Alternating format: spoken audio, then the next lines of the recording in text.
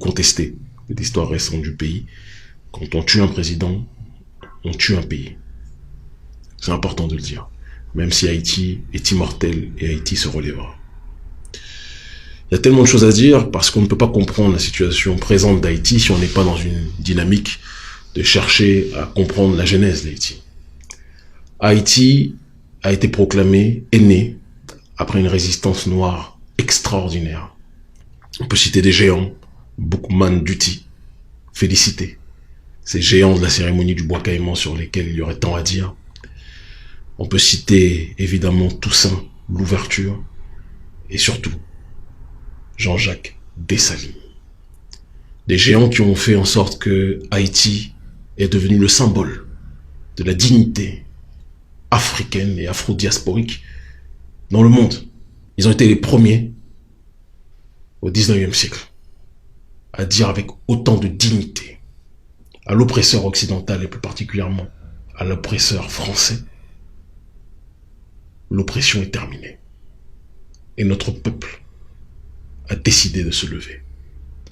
Rien que pour cela, les Africains du monde entier, du plus foncé au plus clair, quelle que soit notre classe sociale, quelle que soit notre orientation politique, quelle que soit notre religion, quel que soit notre sexe, nous avons une dette éternelle vis-à-vis d'Haïti.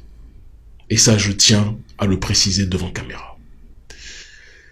C'est ce crachat aux figures de la prédation économique matérialisée par l'impérialisme occidental et plus particulièrement l'impérialisme français qui a fait que jamais, depuis son indépendance, depuis la proclamation de cette première république noire, Haïti n'a été tranquille parce que l'Occident a tout fait pour que ce symbole de l'ex-esclave rebelle redevenu libre ne puisse pas contaminer les autres colonies françaises au sein de nos peuples et les autres colonies occidentales de manière générale.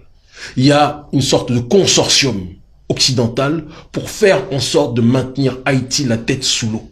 Parce qu'en maintenant Haïti la tête sous l'eau, quand d'autres nations songent à l'indépendance, on leur rappelle rapidement: vous voulez ressembler à Haïti? Vous êtes prêts à en payer le prix? Et il suffit de faire le tour des Caraïbes aujourd'hui. Martinique, malheureusement Guadeloupe, Guyane, peuple que j'aime en perdre l'esprit, toutes ces entités que je viens de citer, quand vous leur donnez l'exemple d'Haïti, personne ne veut être indépendant. C'est ça la réalité. Parce que l'impérialisme français vous dit, le prix à payer, c'est d'être instable de manière perpétuelle comme Haïti. Mais Haïti n'est pas instable dans son ADN politique. Haïti est déstabilisé continuellement. C'est important de le rappeler. Il est déstabilisé par des forces extérieures qui ont des relais aussi à l'intérieur. Le relais à l'intérieur en termes de déstabilisation occidentale, ce sont ces familles, ces oligarchies syro-libanaises d'un côté, et aussi une classe, même si je n'aime pas moi j'ai toujours dit, et je reprends le propos de Malcolm, du plus foncé au plus clair, notre peuple est un et indivisible. C'est important de le dire. Mais il faut dire aussi que pendant la situation esclavagiste jusqu'à aujourd'hui, une caste de ce que l'on appelle de manière impropre les mulâtres, je n'aime pas ce terme, bourgeoise, a capté les richesses, les ressources du pays, d'accord, les a capturées, pendant que les 3/4 de la population vivent en dessous du seuil de pauvreté. Et donc la conjonction de ces forces, les familles syro-libanaises d'un côté et la caste entre guillemets mulâtre de l'autre, a fait en sorte que ces deux entités sont devenues les oligarchies qui contrôlaient le pays. Et vous ne pouviez pas être président sans être dans la main de ces familles. Jovenel Moïse, parce qu'il faut qu'on en vienne à ce dernier, à la base est un entrepreneur agricole. Quelqu'un qui avait pour projet, paix à son âme, d'assainir l'eau. Quelqu'un qui avait pour projet de travailler la terre et de faire en sorte que cette terre, dans un pays pauvre, ou du moins appauvri comme Haïti, puisse nourrir toute la population. Parce qu'il ne faut pas qu'on se trompe. Si le maître esclavagiste a pris cette terre, a tué les populations autochtones, a déporté notre peuple pour l'emmener là-bas, c'est parce que ces terres étaient porteuses de ressources. Il faut qu'on arrête de nous faire croire que Haïti n'a rien, ceci. Ça, ce sont des inepties. C'est faux. Si Haïti n'avait rien, il n'y aurait pas eu de déportation et l'oppresseur français n'aurait pas imposé l'esclavage là-bas. Et ça, Jovenel Moïse et plein d'autres l'ont compris. Donc Jovenel Moïse, qu'on a fini par surnommer l'homme de la banane, parce que à force de travailler la terre, à force d'en faire ressortir les trésors qui permettaient de nourrir une partie de la population, Jovenel Moïse avait acquis un certain succès d'estime auprès du bas peuple. C'est à partir de là que Michel Martelly a dit à Jovenel Moïse, tu seras le nouveau candidat du parti présidentiel. Mais le problème, c'est que lorsque Jovenel Moïse accepte cette proposition, Jovenel Moïse, qu'il le veuille ou pas, accepte les tenants et les aboutissants. Parce qu'on ne devient pas président d'Haïti sans être capable d'accepter les financements des oligarchies qui volent les ressources d'Haïti. Les deux facettes de l'oligarchie prédatrice financière que nous avions citées précédemment. Et ce faisant donc, Jovenel Moïse se fait financer sa campagne et devient président de la République d'Haïti. Mais lorsqu'il arrive au pouvoir, Jovenel Moïse déclare qu'il veut lutter contre la corruption. Et malheureusement, il y a un bug dans la matrice, un bug dans la réflexion.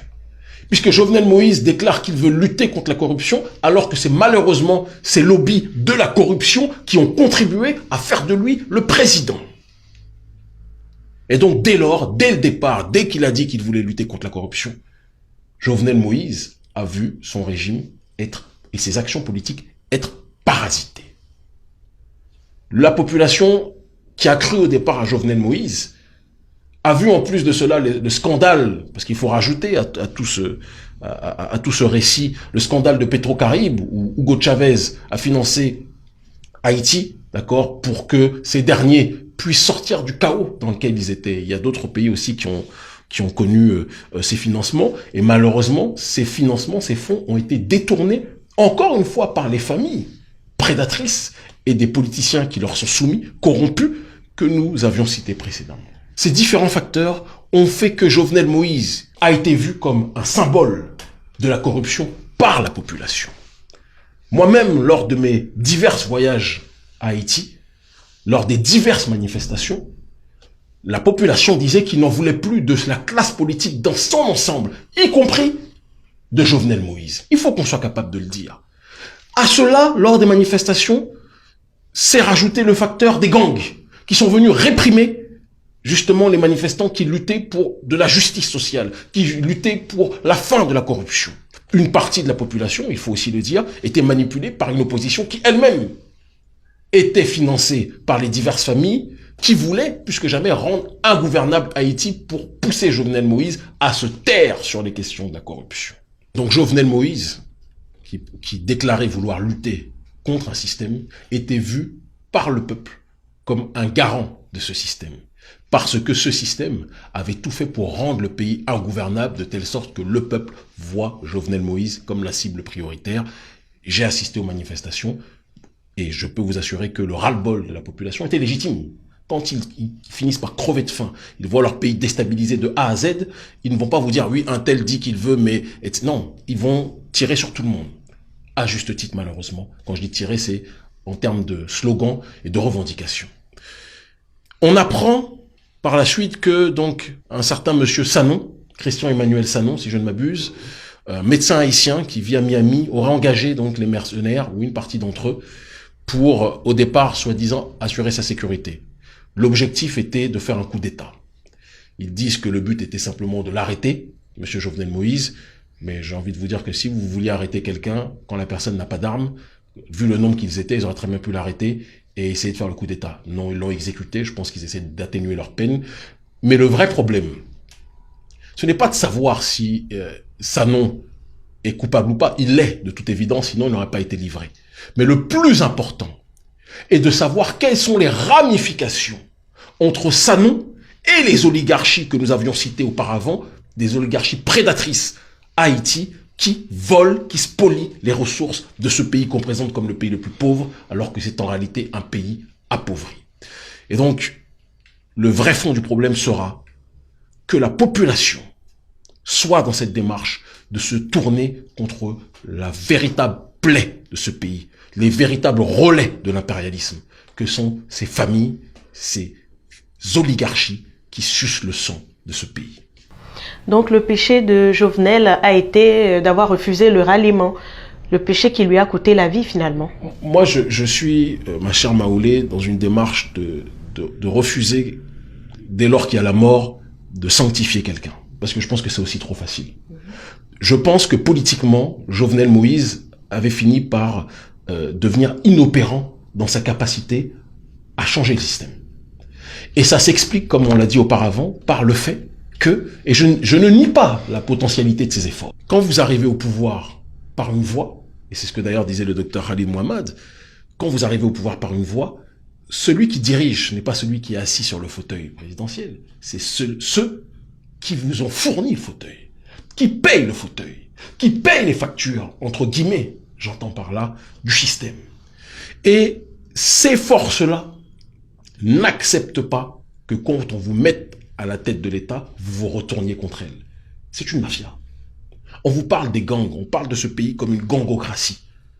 Le peuple a fini par penser, moi c'est ce que tous les Haïtiens que je rencontrais sur place me disaient, le peuple a fini par penser que Jovenel Moïse était le chef de la gangocratie. Mais Jovenel Moïse disait lui-même qu'il luttait contre la gangocratie. Alors qui dit vrai? Eh bien ce sont ceux qui voulaient parasiter son